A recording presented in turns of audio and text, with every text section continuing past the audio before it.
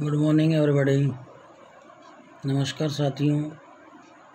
राजकीय स्नातकोत्तर महाविद्यालय 12 से मैं डॉक्टर राकेश वर्मा, सहायक आचार्य, राजनीति विज्ञान विभाग, आप सभी का इस ऑनलाइन क्लासेस में स्वागत करता हूं। प्यारे बच्चों, बीए पार्ट सेकंड ईयर का द्वितीय प्रश्न पत्र भारतीय राजनीतिक व्यवस्था, इसका हम आज अध्ययन कर रहे हैं। यह पुस्तक भारतीय संविधान पर आधारित है। इस पुस्तक में दिए गए अध्याय भारतीय संविधान के अनुरूप बनाए गए हैं।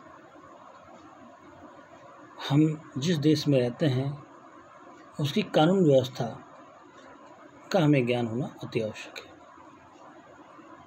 हम जिस व्यवस्था को अपनाए हुए हैं ये हमें समझ में आना बहुत आवश्यक है।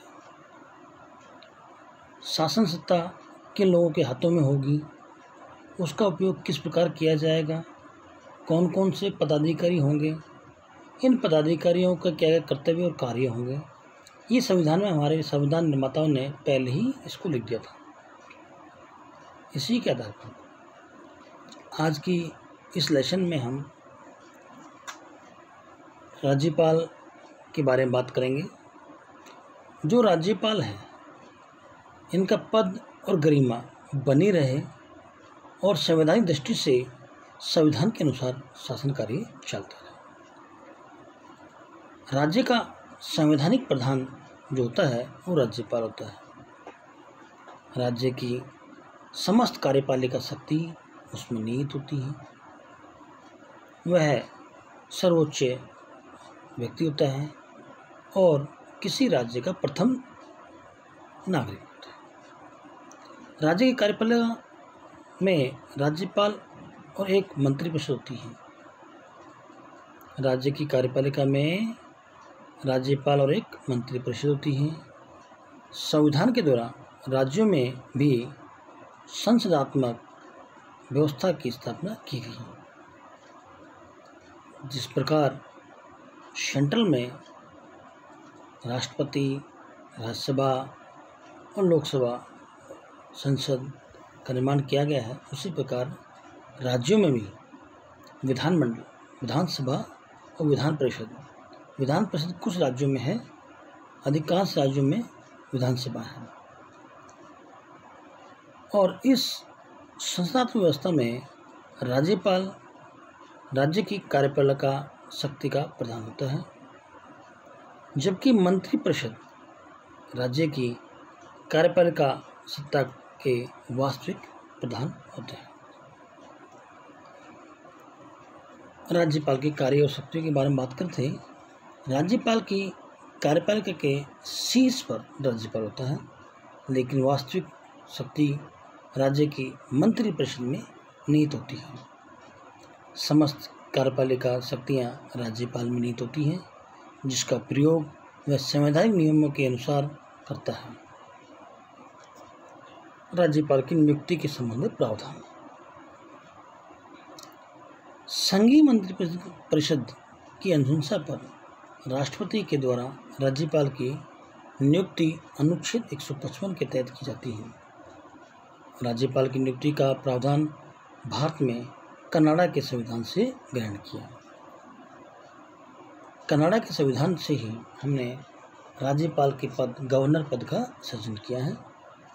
राज्यपाल की नियुक्ति संघ की कार्यपालिका के प्रधान राष्ट्रपति द्वारा की जाती है और वह राष्ट्रपति के प्रसाद पर्यंत अपना पद धारण करता है।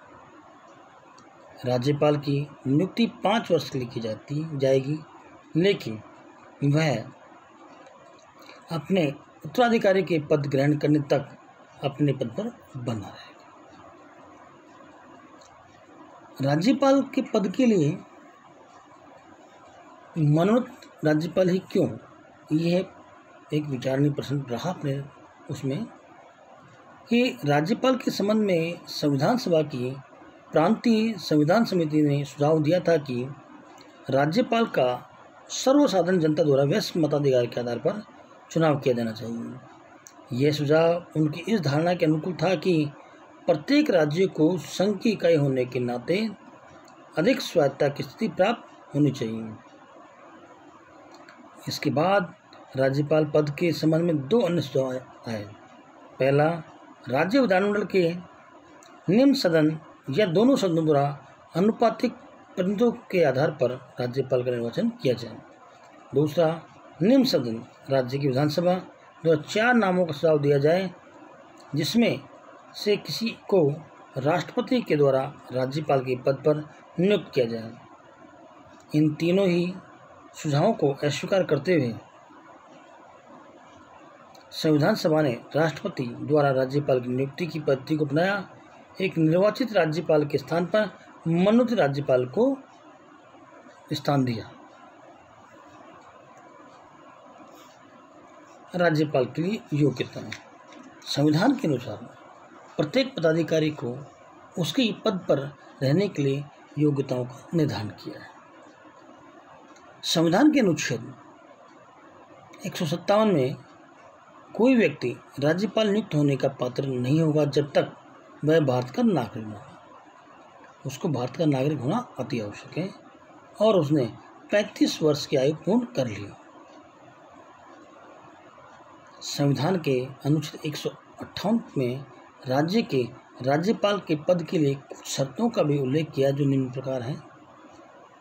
पहला है, राज्यपाल संसद अथवा किसी राज्य के विधानमंडल के किसी सदन का सदस्य नहीं हो सकता। यदि कोई ऐसा व्यक्ति जो संसद अथवा राज्य के विधानमंडल का सदस्य हो तो उसके राज्यपाल नियुक्त हो जाने पर वह यह समझ जाएगा कि जिस दिन से उसने राज्यपाल का पद ग्रहण किया है उस दिन से संसद अथवा राज्य के विधानमंडल से अपना त्याग पत्र दे दिया है या उसका पद रिक्त मान लिया जाता है। दूसरा, राज्यपाल कोई अन्य लाभ का पद धारण किए हो।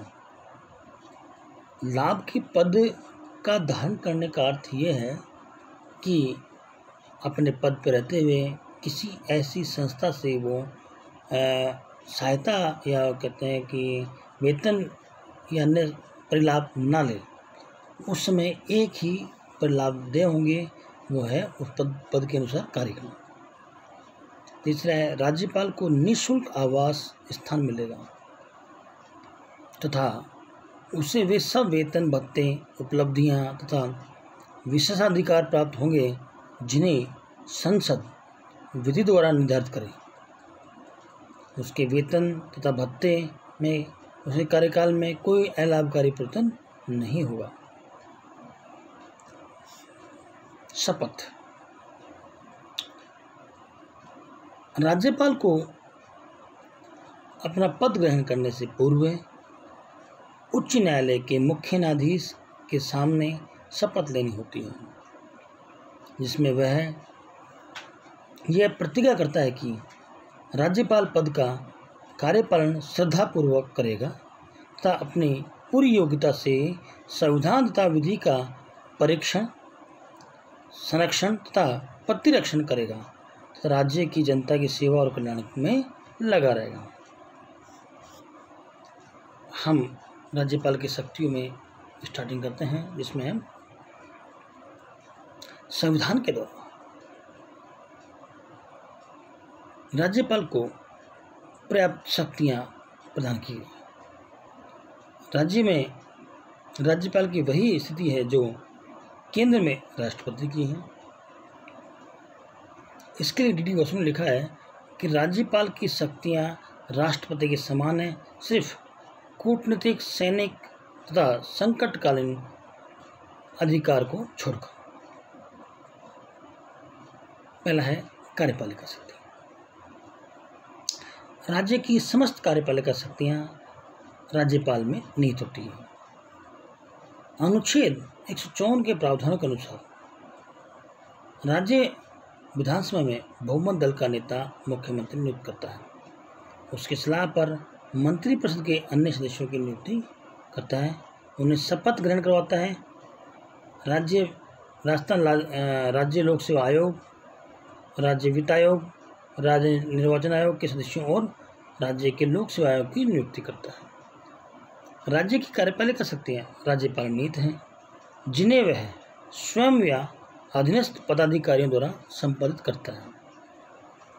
वह मुख्यमंत्री की नियुक्ति करता है तथा उसके परामर्श पर अन्य मंत्रियों की नियुक्ति करता है। वह महाधिवक्ता, लोक सेवा आयोग के अध्यक्ष तथा उसके सदस्यों की नियुक्ति करता है। उच्च न्यायालय के न्यायाधीशों की नियुक्ति के संबंध में उसे परामर्श लिया जाता है। राज्यपाल की कार्यपालिका शक्ति राज्य सूची में उल्लिखित विषयों से संबंध है। संवर्ती सूची के विषयों पर राष्ट्रपति की स्वीकृति के अंतर्गत वह अपने अधिकार का प्रयोग करता है। राज्य सरकार के कार्य के संबंध में वह नियमों का निर्माण करता है। वह मंत्रियों के बीच कार्यों का विभाजन करता है। उसे मुख्यमंत्री से किसी भी प्रकार की सूचना प्राप्त करने का अधिकार है। राज्य के मुख्यमंत्री का यह कर्तव्य है कि वह राज्यपाल को मंत्रिमंडल के सभी निर्णयों से अवगत कराए। वह मुख्यमंत्री को किसी मंत्री के व्यक्तिगत निर्णय को संपूर्ण मंत्रिमंडल के समक्ष विचार के लिए रखने के लिए कह सकता है। दूसरा है विधायी शक्तियाँ। राज्यपाल राज्य के विधानमंडल का अभिन्न अंग है, इसलिए उसके पास कुछ विधायी शक्तियाँ भी होती हैं। राज्यपाल को राज्य के विधानमंडल के सत्र को बुलाने और समाप्त करने का अधिकार होता है। वह राज्य के मंत्रिपरिषद की सलाह पर राज्य की विधानसभा को भंग भी कर सकता है। राज्यपाल राज्य की वास्तविक कार्यपालिका का एक अभिन्न अंग है। वह व्यवस्थापिका के अधिवेशन बुलाता है और स्थगित भी करता है और व्यवस्थापिका के निम्न सदन को विघटित भी कर सकता है। आम चुनाव के बाद विधानमंडल की पहली बैठक में वह एक ऐसा या दो सदनों में से किसी एक विधेयक के सामने संदेश भेज सकता है। राज्य विधानमंडल द्वारा पारित विधेयक पर अपनी स्वीकृति आवश्यक है। वह विधेयक को अस्वीकृत भी कर सकता है या उसे पुनर्विचार के लिए विधानमंडल को लौटा सकता है। अगर विधानमंडल दूसरी बार विधेयक पारित कर देता है तो राज्यपाल को स्वीकृति देनी होगी। वह कुछ विधेयकों को राष्ट्रपति की स्वीकृति के लिए भी सुरक्षित रख सकता है। उदाहरण के लिए वे विधेयक जो संपत्ति के अनिवार्य रूप से हस्तगत करने या उच्च न्यायालय की शक्ति में कमी से संबंध हो, राष्ट्रपति की स्वीकृति के लिए संरक्षित कर सकता है। राज्यपाल आवश्यकता पड़ने पर विधानमंडल की बैठक के बीच की अवधि में अध्यादेश जारी कर सकता है। इन अध्यादेशों का वही बल या प्रभाव होता है जो राज्य के विधानमंडल द्वारा पारित अधिनियम का होता है। यह अध्यादेश विधानमंडल की बैठक के प्रारंभ होने से 6 सप्ताह तक क्रियाशील रहता है। यदि 6 सप्ताह से पहले ही विधानमंडल उस अध्यादेश को अस्वीकृत करने का प्रस्ताव पास कर दे तो ऐसी स्थिति में अध्यादेश को रद्द या समाप्त समझा जाएगा। राज्यपाल की अध्यादेश जारी करने की शक्ति पर कुछ प्रतिबंध है। वह राष्ट्रपति की पूर्व स्वीकृति के बिना कोई अध्यादेश जारी नहीं कर सकता है। जिस प्रकार का विधेयक विधानसभा पेश करने के लिए राष्ट्रपति की पूर्व स्वीकृति की आवश्यकता होती है, या उस प्रकार के विधेयक पर राज्यपाल राष्ट्रपति द्वारा विचार करना आवश्यक समझता। यदि विधानमंडल का उसी प्रकार का कानून राष्ट्रपति द्वारा विचार करने के लिए रोका जाता है तो राष्ट्रपति की स्वीकृति न मिलने पर वह अमान्य समझा जाता है। न्यायिक शक्तियाँ। राज्यपाल को राज्य के विधानमंडल के सत्र को बुलाने और समाप्त करने का अधिकार है। वह राज्य में मंत्रिपरिषद की सलाह पर राज्य विधानसभा को भंग कर सकता है। अनुच्छेद 175 के अनुसार वह राज्य विधानसभा के सत्र को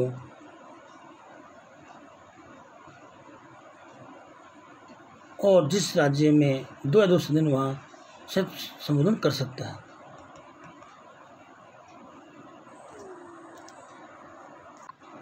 हम न्यायिक शक्तियों के बारे में बात करते हैं कि संविधान के अनुच्छेद 160 के अनुसार जिन विषयों पर राज्य की कार्यपालिका शक्ति का विस्तार होता है, उन विषयों संबंधी किसी विधि के विरुद्ध अपराध करने वाले व्यक्ति को दंड को राज्यपाल कम कर सकता है या स्थगित भी कर सकता है या बदल सकता है तथा क्षमा भी कर सकता है।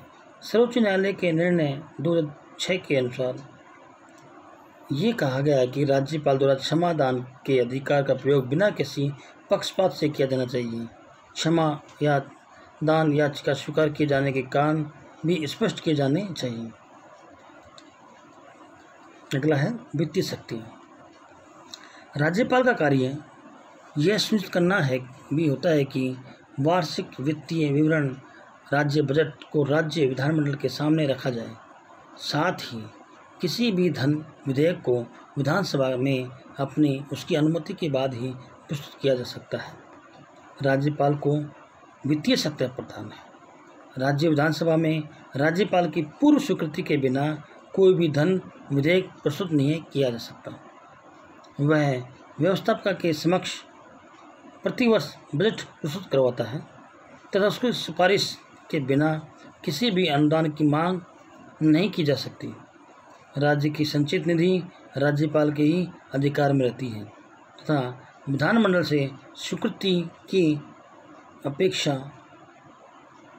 में वह इस निधि से किसी प्रकार के व्यय की अनुमति दे सकता है। आपातकालीन शक्ति उसके प्रतिवेदन के आधार पर अनुच्छेद 356 के अंतर्गत राज्य में राष्ट्रपति शासन लगाया जा सकता है। इस स्थिति में राज्यपाल संघ के अभिकर्ता के रूप में कार्य करता है। इसे राज्यपाल की आपातकालीन शक्तियाँ कही जाती हैं। संविधान में राज्यपाल को आपातकालीन शक्तियाँ प्रदान की गई हैं। उन शक्तियों के आधार पर वह शासन सत्ता अपने हाथ में लेता है।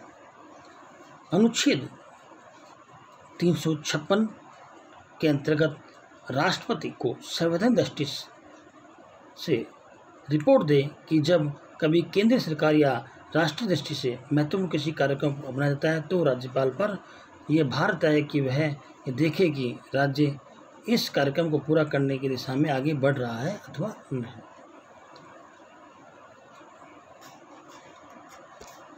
मंत्री को शपथ।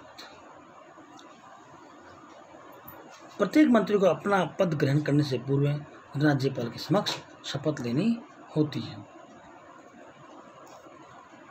नियुक्ति संबंधी कार्य।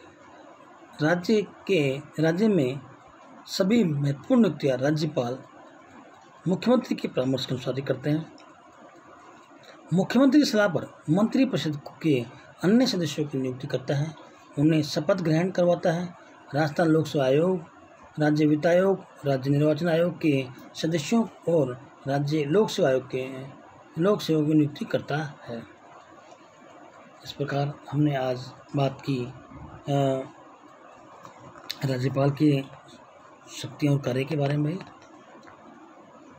इसके अलावा हम और बात करते हैं वह राज्य लोक सेवा आयोग का वार्षिक प्रतिवेदन राज्य की आय व्यय के संबंध में महालेखा परीक्षक का प्रतिवेदन प्राप्त करता है और उन्हें विधानमंडल के समक्ष रखता है।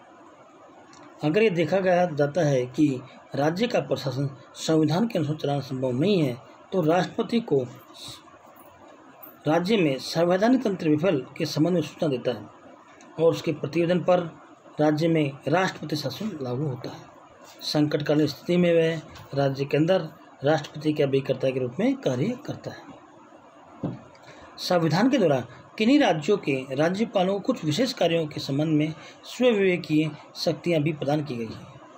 असम का राज्यपाल असम की सरकार की ओर इस अधीन क्षेत्र में जिला परिषदों के बीच खानों से होने वाली आय के विभाजन के संबंध में होने वाले विवादों के संबंध में स्वविवेक के अधिकार का प्रयोग करता है। इसी पर मेघालय, नागालैंड, त्रिपुरा, अरुणाचल प्रदेश के संबंध में भी राज्यपाल को कुछ विशेष अधिकार एवं शक्तियाँ प्रदान की गई हैं। आज की इस ऑनलाइन क्लासेस में आप सभी का धन्यवाद। फिर अगली कक्षा में आपसे फिर पुनः मुलाकात होगी। इन्हीं के साथ ही बहुत बहुत धन्यवाद। Thanks of all.